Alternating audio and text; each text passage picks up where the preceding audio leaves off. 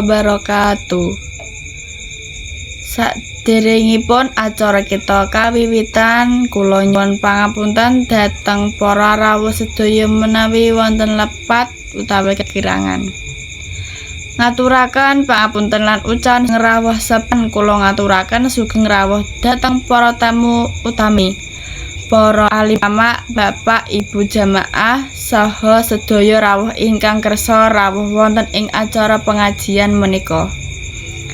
Mugi tansah pinaringan sehat lan rahayu dening Gusti Allah Subhanahu wa taala.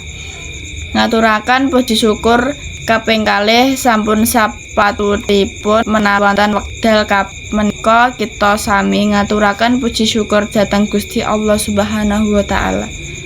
Awit saking rahmat lan hidayahipun kita saged kampal bebarengan wonten mriki kanthi wilujeng tanpa halangan setunggal punika.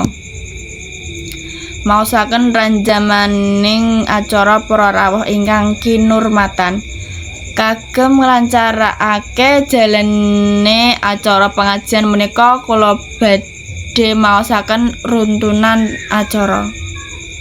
Setunggal pembuka kanthi maos basmalah bebarengan, kalih sambutan saking panitia, 3 pembacaan ayat suci Al-Qur'an, awan mauhidah hasanah saking Kiai Haji, gangsal doa panutup. Mugi acara pengajian menika saged maringi manfaat lan barokah dhateng kita sedaya. Monggo kita tutup acara menika kanthi maos hamdalah bebarengan. Alhamdulillahirabbil alamin. Akhiripun kula nyuwun pangapunten menawi wonten tutur tembung ingkang kirang mranani. Wassalamualaikum warahmatullahi wabarakatuh.